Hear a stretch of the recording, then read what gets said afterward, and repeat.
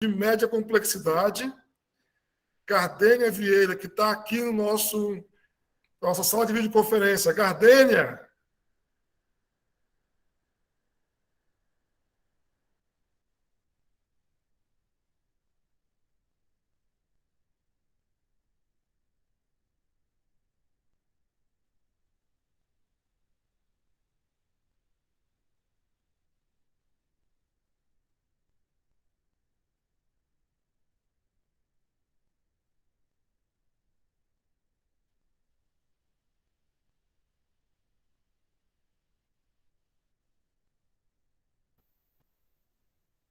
A gente não está conseguindo te ouvir, Gardênia.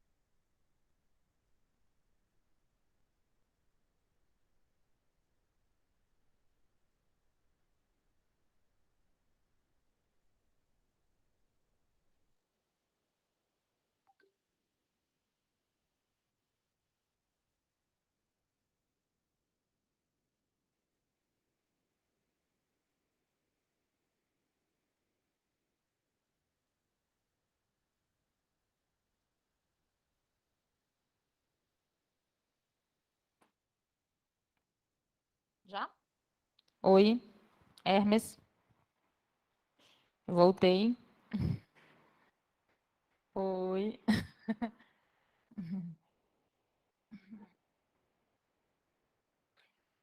E agora sim.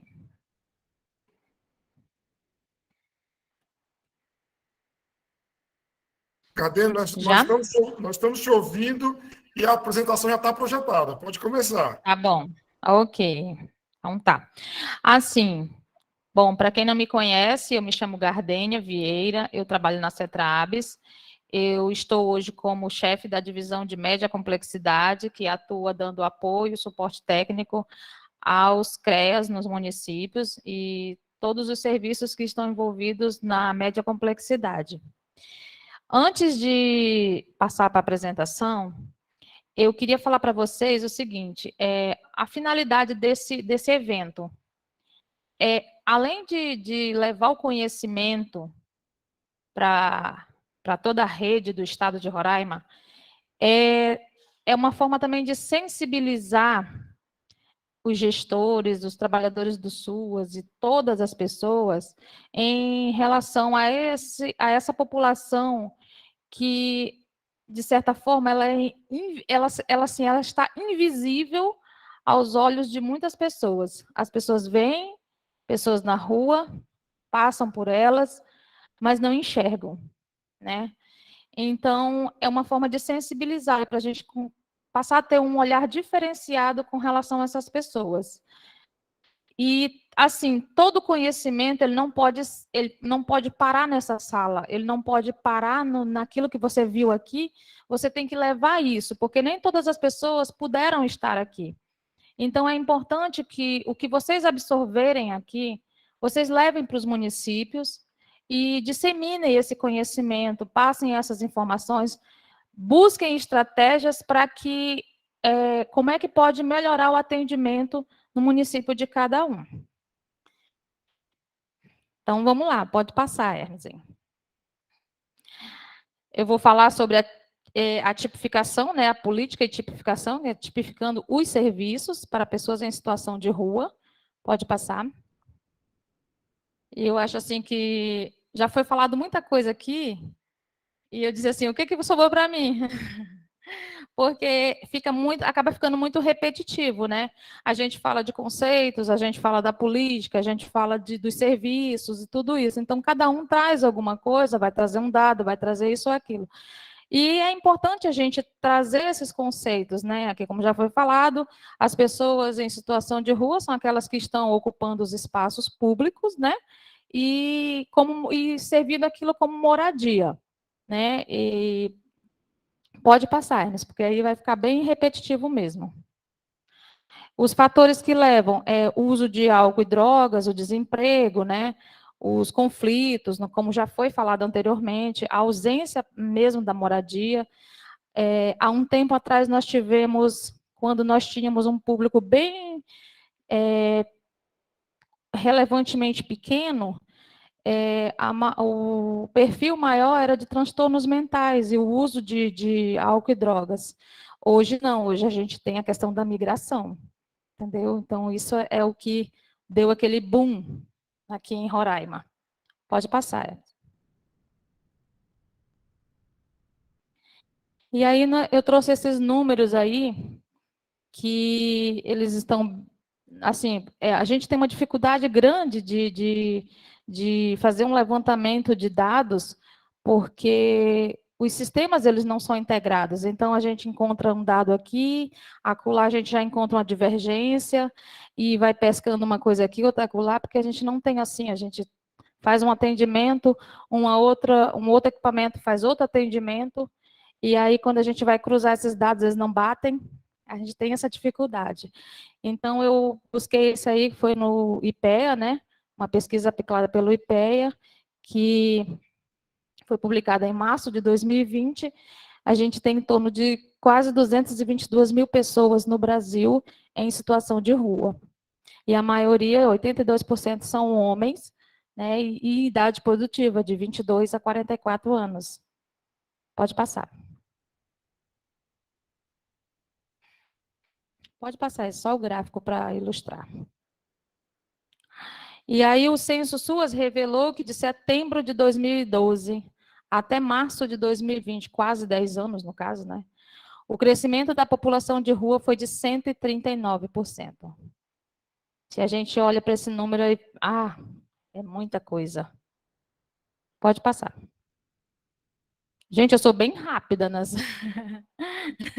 Até porque a hora está bem adiantada, né? E aí, olha aqui, eu trouxe esses 3 mapinhas aí de Roraima para a gente analisar. Que em 2018, em 2008, quer dizer, nós tínhamos 67, porque foi conseguido levantar, 67 pessoas em situação de rua. Era um atendimento feito aqui, acolá e tal, basicamente era no CAPS, eram aquelas pessoas que estavam ali porque tinham algum transtorno mental, alguma coisa assim. Em 2014, quando começou esse fluxo, né, começou a acontecer, foi para 133, mas mesmo assim ainda era baixo. E aí, em 2019, nós tivemos mais de 1.500 pessoas. E hoje, conforme o que a Júlia falou, 2.000, é isso? Isso. Então, é um número bem alto e a gente vê que cada vez mais ele cresce. E o fator pandemia, ele trouxe mais ainda esse crescimento, porque as vulnerabilidades aumentaram e a tendência é aumentar cada vez mais, porque a gente vê desemprego, altos preços, né? A inflação está muito alta, as coisas estão muito caras e as pessoas não estão mais conseguindo ter o sustento básico. Pode passar. E aí, como eu falei, a migração que trouxe esse número elevado, pode passar.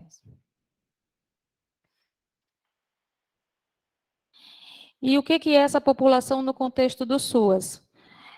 Eu não sei se dá para ver, mas aí são só os marcos normativos, né? Que a gente tem a Política Nacional de Assistência Social, quando vem trazendo todo esse histórico da discussão acerca das pessoas em situação de rua. Aí temos a Lei 11.000, que ela vai tratar de criar, ela altera a LOAS e está criando os programas, né? Aí temos os encontros que aconteceram, até chegar na aprovação da Política Nacional para Pessoas em Situação de Rua, e aí a tipificação, que foi no mesmo ano, e a criação do... É porque está bem ruim para me ver ali. A criação do comitê, enfim, é isso.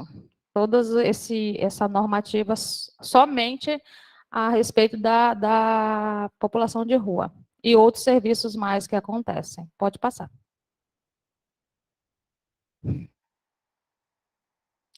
E o que essa política é? Ela é um documento que orienta a construção e execução das políticas públicas voltadas a esse segmento, que visa assegurar o acesso amplo e simplificado e seguro aos serviços e programas que são ofertados e desenvolvidos pelas 3 esferas de governo. Cada um tem sua responsabilidade em cima de uma política construída. Pode passar. E aí é importante, primeiramente, com relação aos serviços, incluir essas pessoas no cadastro único. A partir do momento que você inclui essas pessoas, elas passam a existir. E o que a gente fala muito aqui é que a falta de documentação, ela não pode ser um impedimento para o cadastramento, para ela ser inserida dentro de um serviço, porque é exatamente a falta da documentação é que ela precisa do serviço, porque os técnicos eles vão buscar caminhos para que essa pessoa possa ter um registro, para que essa pessoa possa ter uma documentação e ela possa ter acesso a esses serviços. Então, o cadastro único, ele vai cadastrar essa pessoa e vai procurar os meios, né? O serviço ele vai ser voltado para procurar os meios para essa pessoa existir. E aí nós temos os serviços da média complexidade, que é o serviço especializado em abordagem social, que é executado no CREAS, e o serviço especializado para pessoas em situação de rua, que é o Centro POP. E o da alta complexidade são os serviços de acolhimento em república e o serviço de acolhimento de casa de passagem. Falando em passagem, pode passar. E o que é esse serviço de abordagem social, especializada em abordagem social? Eu acho que quem trabalha, outra já trabalhou aqui no CREAS, sabe muito bem o que é o da média complexidade, que ele foca na busca ativa, tentando identificar e mapear as vulnerabilidades locais de intensa circulação, e o foco principal é disseminar a informação sobre os direitos dessas pessoas, orientar e fazer os encaminhamentos necessários, né? Ele é feito por toda a equipe, né, que atua, mas basicamente pelos educadores sociais. Eles devem ser capacitados, qualificados para que eles possam fazer essa abordagem de rua. Onde tem pessoas, o serviço ele tem que estar lá. As pessoas, os técnicos, eles têm que estar lá diagnosticando quais são os problemas, quais as situações que levaram aquela pessoa a estar ali, por que ela está ali, e como, e levar essas demandas para que haja um estudo em cima da vida daquela pessoa e ela possa sair daquela situação. Porque nem todo mundo está na rua, nem todo mundo não. Ninguém está na rua porque quer, né? Pode passar.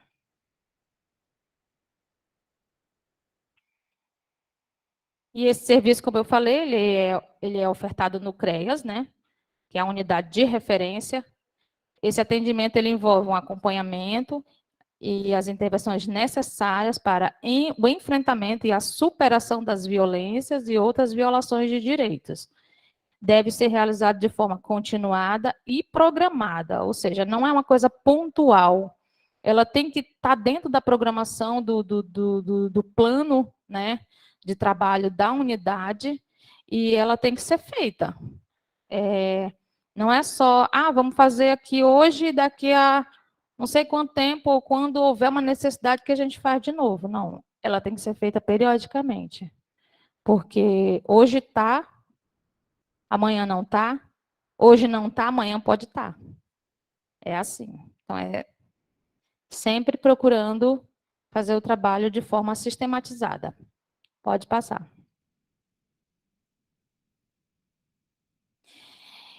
E aí temos o Centro POP. O Centro POP ele é um espaço, né, como já foi falado aqui, que a finalidade dele é o convívio grupal e social, e o desenvolvimento das relações de afetividade, respeito e solidariedade. Ele funciona durante o dia, né, em dias úteis, mas ele também pode funcionar nos finais de semana, basicamente 8 horas por dia, aí vai depender de cada realidade, né, apresentada. E também pode funcionar também à noite. Ele só não funciona como se fosse um serviço de acolhimento, para dormir mesmo. Mas ele funciona uma rede onde tem vários serviços que são demandados ali dentro. A Bárbara falou muito bem do Centro Pop, então a gente pode passar.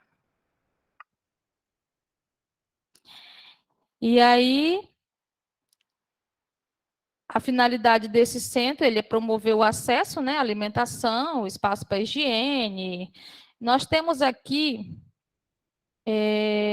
poucos equipamentos assim.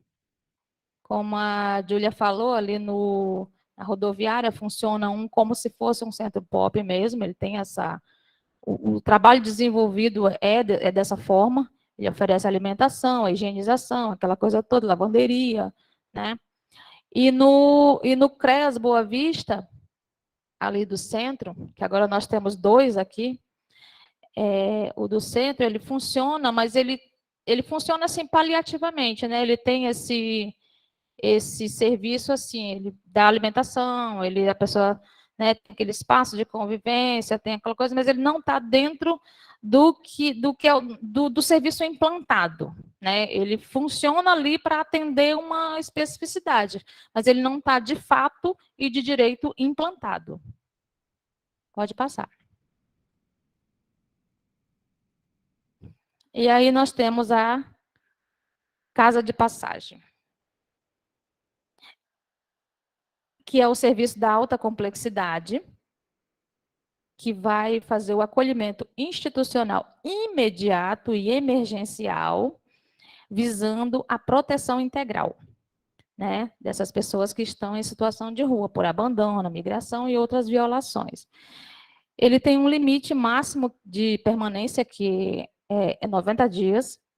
Aqui nós temos uma unidade que ela está ligada ao Estado, né, de gestão estadual, porém, ela nasceu por conta de uma necessidade, ela funciona 24 horas, né, regime de plantão. Ela nasceu de uma necessidade assim, as pessoas que vinham do interior, elas não tinham como pagar um hotel, precisavam fazer um tratamento de saúde aqui em Boa Vista. E aí elas não tinham onde ficar. E aí nasceu a casa de passagem, que ela nasceu como casa de apoio.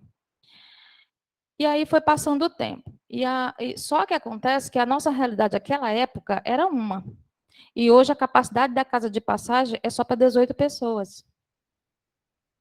Então, quando a gente olha para a quantidade de pessoas em situação de rua hoje, nós temos um equipamento que não atende quase nada dessas pessoas. E é difícil. Então, assim, o que se precisa pensar? Num reordenamento da casa de passagem. É o que a gente, eu estava até conversando com a Rose agora e falando que a gente precisa pensar no reordenamento, para que possa atender, ao invés de implantar um novo serviço, a gente reestruturar o nosso, para que a gente possa ampliar a capacidade e atender de uma forma melhor. Porque só com 18 não atende quase nada.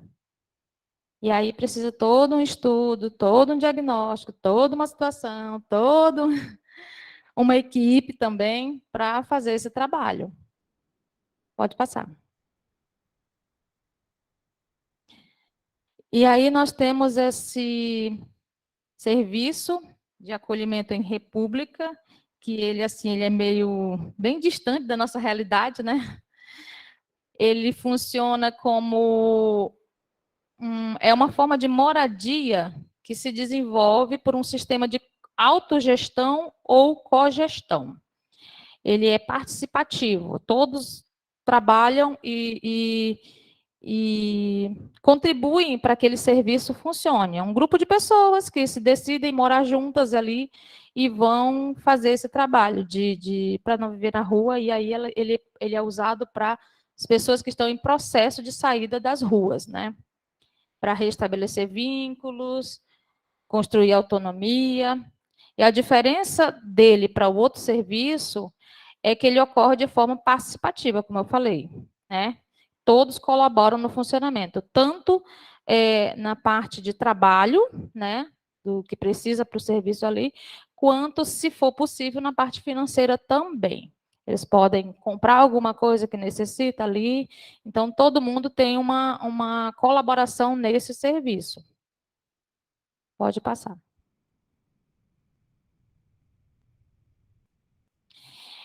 E aí, essa é a nossa rede. Eu já falei antes, mas aqui é só para dizer que nós temos só uma casa de passagem.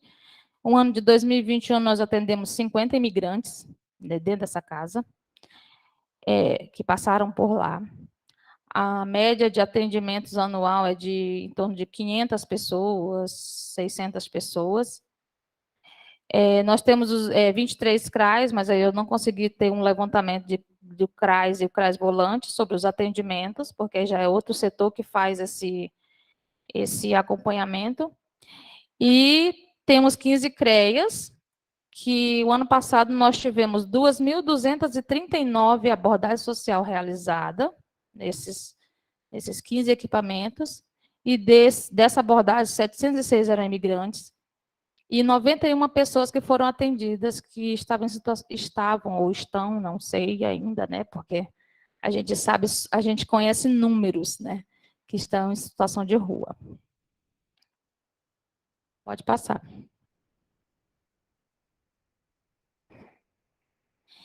E aí eu trouxe só essa imagem aí de todas as organizações, não todas, né? Que não coube aí no slide, mas algumas que são principais que estão atuando aqui no nosso estado para frente à questão migratória, né, que se tornou assim, elas foram o nosso braço forte para a gente enfrentar estão sendo, né, o braço forte para a gente enfrentar toda essa situação, e a gente agradece muito a presença de vocês, porque não fosse o conhecimento, a expertise, né, a gente talvez até hoje ainda estaria se arrastando para tentar atender de alguma forma.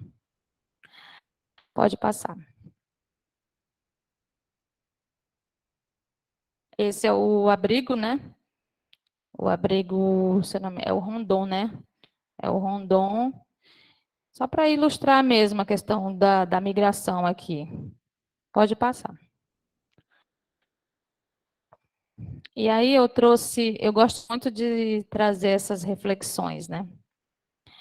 Eu trouxe esse poema aí, que ele é do Manuel Bandeira, que eu acho que muita gente já viu isso na escola. Ele foi feito em 1947. Se eu conseguir ler. O bicho. Vi ontem um bicho na imundície do pátio, catando comida entre os detritos. Quando achava alguma coisa, não examinava nem cheirava, engolia com voracidade. O bicho não era um cão, não era um gato, não era um rato. O bicho, meu Deus, era um homem. E assim, às vezes, como eu falei no começo, a gente passa pelas pessoas que estão na rua, sujas, mal vestidas, maltrapilhas, e a gente não enxerga.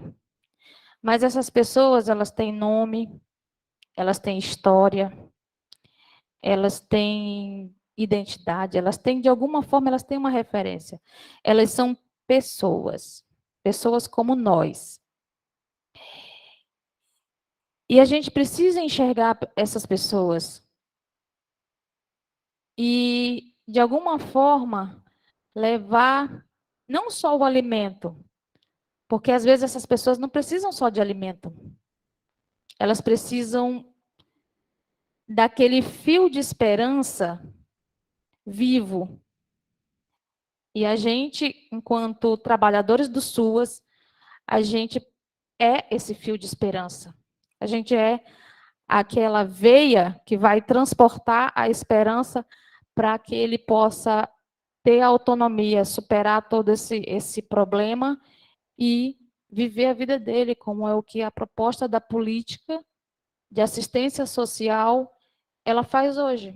O ser humano ele precisa ter autonomia, ele precisa ter força para ele cuidar da vida dele. O trabalho que a gente faz, ele é temporário, ele não pode ser permanente. Ele é para o indivíduo transpor todos os problemas que ele tem e ele cuidar da vida dele. Porque assim, passa aí, Hermes. De uma hora para outra, a gente pode se ver numa situação de rua. Nós temos exemplo aí, Brumadinho, a própria Ucrânia, Petrópolis, recentemente, né? E aqui, ó, bem aqui pertinho da gente, Boa Vista. Quando a gente passa por todas essas, uma cidade passa por essas catástrofes, a gente pode se ver numa situação de rua.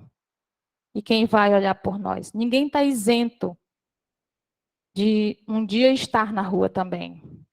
Então, vamos olhar para essas pessoas da rua, tentar dar uma condição digna para elas, para que elas possam viver a sua vida com dignidade, de cabeça erguida. Muito obrigada.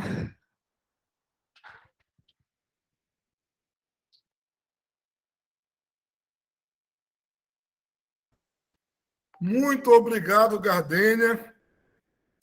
Excelente explanação. Eu espero que todos tenham aproveitado bastante esse nosso momento. Eu vejo que é muito importante compartilhar o conhecimento. Mas o que vai além do conhecimento quando a gente tem um evento como esse é a criação e o fortalecimento, criar para quem ainda não tem e para quem já tem, fortalecer o network, né? Que é você entender que não é só um organograma, que atrás daquele organograma tem um ser humano, uma pessoa, e aí a gente conversa aqui, troca ideia, responde os questionamentos, vê que é uma pessoa legal, bacana, divertida, e isso fortalece o nosso network, nossa rede de relacionamentos, né? Nós vamos finalizando por aqui. Para quem está presencial, a Rose quer falar algo, Rose? Pode falar. Tem o microfone aí.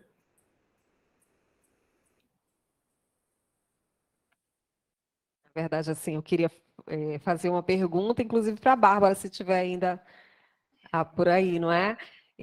Aqui, Estado e Federal, assim, já em nome dos municípios. Eu acho que a gente pode pensar, já que não temos uma cidade de grande porte que caracterizaria, digamos, a necessidade, não é? Do serviço, uma das características do serviço. Mas eu acho que a gente pode, sim, pensar, enquanto CIB, propor, inclusive, um estudo na Câmara Técnica, para que a gente consiga fazer a regionalização, né, necessária aqui para o nosso Estado, e a gente consiga pensar em parceria aí com a OIM, pensar num equipamento, né, que ele pudesse, sim, regionalmente abarcar, né, digamos, lá no Sul, com as suas 60 mil famílias, né, e enfim, que a gente consiga, então, alçar aquele espaço, aquela região para um médio porte, não é? Então, a gente fica aí com essa proposta, né, e se coloca à disposição, inclusive, para a gente discutir aí multinivelmente, não é, nas câmaras técnicas, enfim, e nos comitês que a gente está participando. Mas nós temos que dar uma resposta concreta. Beijos, não me liguem. Itamar levantou a mão. Sim, sim. Isso mesmo. Obrigada, Rose. Seria para me despedir também, mas e para agradecer, né? Porque aí eu fiz a primeira fala e aí não queria deixar passar batido todas as outras falas que vieram após a minha, assim, falas muito potentes, né? Com muita força, né? E aí tem uma outra coisa que é muito importante, eu acho, que vem da fala, é o seguinte: a política da assistência ela é uma política predominantemente ocupada por mulheres, né? Então, eu queria prestar, no mês de março, mês que a gente está, um salve, né, às nossas trabalhadoras da assistência, pessoas que estão aí na luta, né, na batalha, além do que a gente sabe, de como é difícil numa sociedade machista que a gente vive. Mas queria também retificar um dado, Bárbara falou sobre o IBGE, queria deixar aqui ressaltado, eu sei que alguém pode rebater de uma forma até não muito boa para o IBGE, por exemplo, mas a população em situação de rua, os movimentos sociais, junto com algumas universidades, que quiseram discutir metodologia para a inclusão da população em situação de rua no censo, mas aí não teve abertura para isso, né? Isso é uma dificuldade, a gente está falando de gente que está precisada tanto. Um outro dado que eu quero trazer é o seguinte, eu tinha dado uma pesquisa antes e vi que em Roraima, o estado tem cerca de 650 mil pessoas, né? 650 mil habitantes. Segundo os levantamentos que foram mostrados aí, da ordem dos 2 mil pessoas mais ou menos, isso não chega a nem 0,5% da população do estado, né? Então, é uma prioridade do ponto de vista orçamentário que é destinado a uma parcela muito pequena da população. No entanto, quando a gente tem 2 mil pessoas em situação de rua, a gente tem bastante gente na rua, né? Eu acho que os números em si, eles acabam ficando muito frios, né? Acho que na medida que a gente olha para a realidade, é preciso que a gente tenha uma estratégia técnica potente. Isso foi mostrado aí por todas as colegas e queria agradecer imensamente o convite e dizer que estou à disposição. Valeu, pessoal. Boa tarde. Muito obrigado. Eu vou mencionar aqui cada uma das pessoas, né? Porque foi incrível demais, foi maravilhoso. Acabei de receber a mensagem aqui, como foi o evento? Eu disse, foi incrível e maravilhoso. Porque é o nosso primeiro passo, né? Como se nós fôssemos jogar uma partida de futebol, e esse foi o primeiro chute. E a gente conseguiu reunir esse time de peso, pessoas incríveis, super inteligentes. Muito obrigado, gente. Então, vamos agradecer aqui mais uma vez aos palestrantes que estiveram essa manhã com a gente, o Itamar, que acabou de falar, o Itamar de Souza Lima Júnior, a Rose Souza Silva, Bárbara Cavalcante, César Cavalcante e Gardner Vieira. E tivemos a participação da Júlia Camporês, da OIM, e a participação da Bárbara Cravos, que já vai estar no nosso próximo evento, que ela já confirmou. Não tem como dizer mais que não vem. Obrigado, gente. Uma ótima tarde para vocês. Muito obrigado por ter até aqui com a gente. Qualquer dúvida, as palestras e os slides estarão disponíveis para vocês lá no Google Classroom. Então, perdeu alguma fala aqui, só clicar no Google Classroom, vai estar tudo lá, tanto os slides quanto as gravações das aulas. Qualquer dúvida, outra dúvida, pergunta lá no chat do WhatsApp. Nós também estamos lá, temos um grupo com vocês, o grupo vai ser fechado e alguns dias mais hoje já está ativo. Muito obrigado a todos, até a próxima. Quem tiver presencial, aguarda que a gente vai fazer uma foto todo mundo junto, não vou embora ainda. Até mais, gente, tchau. Obrigado. Obrigada, gente. E da próxima vez eu quero ir presencial, viu? Que eu não conheço o Roraima. Já está convidada. Tchau, tchau. Obrigada.